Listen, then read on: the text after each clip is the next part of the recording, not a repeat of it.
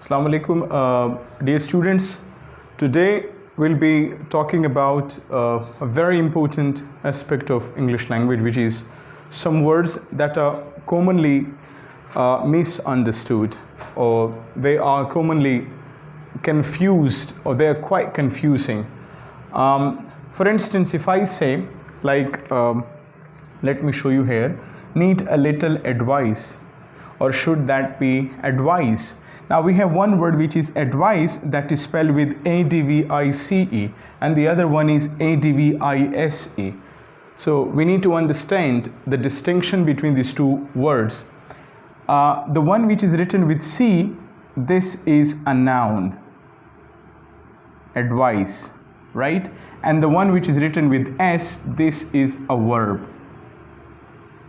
Thus their parts of speech are different. So if their parts of speech are different, they are supposed to be used differently. इनके parts of speech different है तो इन्हें differently आपने use भी करना है. I need a little advice. Pronunciation भी different होगा. आपने ये नहीं कहना कि I need a little advice. I am advising you. S जो है उसको Z के तौर पर पढ़ना है. I am advising you verb है, ठीक है. अब इस तरह नहीं होगा कि I am advising you. तो ये आपने एक माइंड में रखना है. अच्छा, उसके बाद है जिस तरह मैंने लिखा are you feeling all right, यानी ऑल राइट एक ये है जिससे हम जिसकी स्पेलिंग है ALRIGHT, और एक है ALL सेपरेट करके RIGHT. तो मतलब इसमें से कौन सा बेहतर है, कौन सा हमने चूज़ करना है. इस तरह एल्यूमनी है, एल्यूमनाई है, एल्यूमनस है, एल्यूमना है, इनमें क्या डिफरेंसेस हैं. तो ये सारी चीज़ें हम एक एक करके यहाँ पे नीचे यूज़ करेंगे. फिर हमारे पास आर्टिकल आ जाते हैं, इंडेफिनिट आर्टिकल ए और एन, ठीक है. अब यूजुअली हम इसको यूज़ करते हैं सिंगुलर नाउन के साथ, मतलब जनरल चीज़ों के लिए जो सिंगुलर नाउन हो. और अब इन दोनों में अगर हमने डिस्टिंक्शन करनी है, if we are to make distinction between a and an which are indefinite articles, so a is normally used with words that have a consonant sound, and n is used with words that have vowel sounds, right? For instance, if I say a pig, a computer, an earring, an integer. Now an earring, an integer, an umbrella, an elephant, now these all have the vowel sound, and because of that over here I am employing this very indefinite article which is n, right. Sound की वजह से मैं यहाँ पे N incorporate कर रहा हूँ. सो अच्छा, कभी कभार एच जो है, जिस तरह आनर हम लिखते हैं, honour,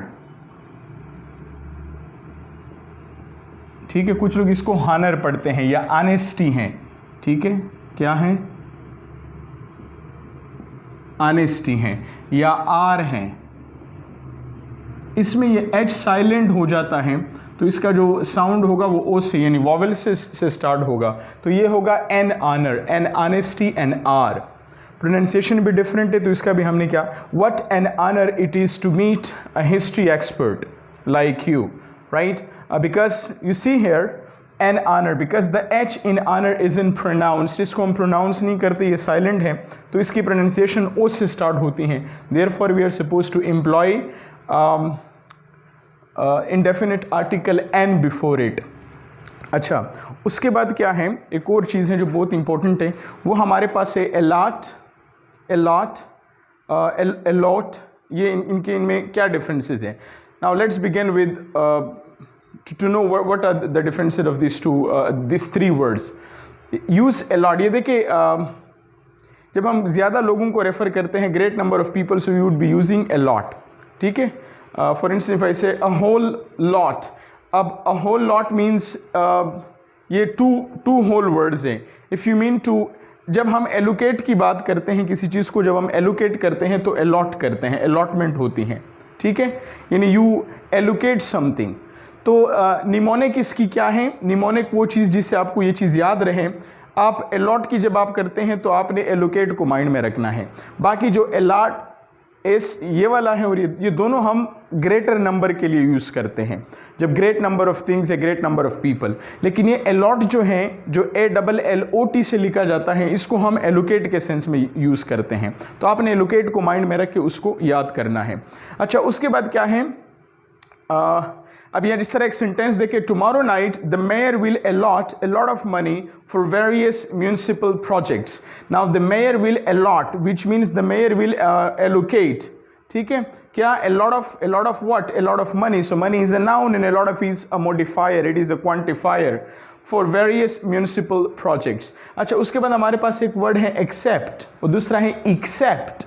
now these are usually people mix them, they confuse them, but they should not be confused। accept का मतलब है to accept करना, किसी चीज़ को मान लेना, राजी हो जाना, और एक्सेप्ट कहते हैं यानी एक्सक्लूजन को जाहिर करता है, बिसाइड्स के सेंस में, अपार्ट के सेंस में ये यूज होता है, ठीक है, यानी बिलीव करना, टेक ऑन करना, किसी चीज़ को एंड्योर करना, अपना कंसेंट देना, ये सारे इसके लिए इस्तेमाल होते हैं, एक्सेप्ट के लिए। जबकि एक्सेप्ट का मतलब है excluding. If your sentence can keep its meaning if you substitute excluding use except, आप एक्सेप्ट को यूज़ कर सकते हैं। मैं इसका आप यहाँ पे कोशिश करता हूँ कि आपको एक एग्जाम्पल भी दूँ।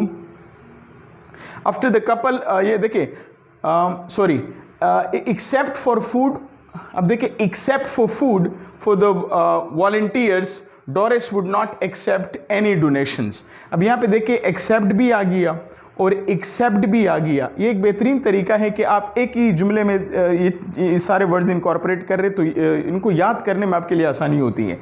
तो एक्सेप्ट फॉर फूड यानी excluding foods, besides foods, for the volunteer Doris would not accept, would not consent to any other form of donations, वो किसी और फॉर्म ऑफ डोनेशन को एक्सेप्ट नहीं करेगी। इस तरह एडेप्ट, एडॉप्ट, दो चीज़ें हमारे पास।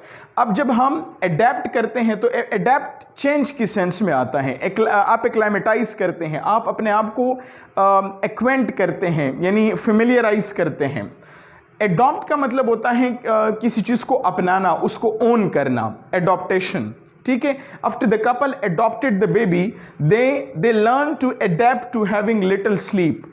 अब बेबी को एडॉप्ट करने के बाद उन्होंने क्या किया, कम नींद करने के वो आदी हो गए, खुद को आदी बना दिया। तो अडेप्ट का मतलब एक किस्म की आदी बना देना, और एडॉप्ट का मतलब है किसी चीज़ को इख्तियार करना। वर्ड सेम है लेकिन इनकी मीनिंग डिफरेंट है। That's what you have to keep in mind. वो दूसरा तो हमारा हो गया था जो अभी मैं आपको बताता हूँ एक और चीज़ जो बहुत इंपॉर्टेंट है। अच्छा, ये देखिए, अफेक्ट और इफेक्ट। अफेक्ट इज यूजुअली ये वर्ब के सेंस में यूज होता है, ठीक है, समथिंग दैट शोज एक्शन, जिस चीज़ का हमारे ऊपर असर होता है, और ये ज़्यादा नेगेटिव उसको शो किया जाता है, नेगेटिव असर को, नेगेटिव इफेक्ट को अफेक्ट जाहिर करता है। अफेक्ट इज अ वर्ब, ठीक है, यानी effect has a rare use as a verb when it means to achieve और कॉज। ये इफेक्ट जो होता है ये ज़्यादातर एज अ नाउन यूज होता है, असर के लिए, इम्पैक्ट के लिए इस्तेमाल होता है। The effect of the announcement of impending war will not affect Adam's decision to join the military. अब the effect of the announcement, the impact of the announcement of impending war will not affect Adam's decision to join the military. It will not have any impact on Adam's decision of joining the military. So you can see over here, ये वाला जो है ये आपका verb है and this one is noun, affect और effect, ठीक है। ये ज़्यादातर नेगेटिव सेंस में आता है, ये नेगेटिव भी हो सकता है, पॉजिटिव भी हो सकता है, दैट्स द डिफरेंस। एग्रीवेट और एनॉय। एग्रीवेट का मतलब इरिटेट करना, बिगड़ जाना, वर्सन करना। एनॉय का मतलब पेस्टर करते हो, इरिटेट करते हो। अब जब कोई चीज़ एग्रीवेट करती है, कोई बीमारी वगैरह, तो वो वो एग्जैसरबेट कर सकती हैं, जिस तरह मैंने एग्जैजुरेट यहाँ लिखा है, ये वो वर्स हो सकती हैं। एग्जाम्पल देखे, Steven was annoyed when his boss aggravated the situation by talking to the press। अब जब उसके बॉस ने सिचुएशन को मजीद बिगाड़ दिया प्रेस से बात करने के जरिए, जब उसने प्रेस से बात की तो सिचुएशन मजीद बिगड़ गई।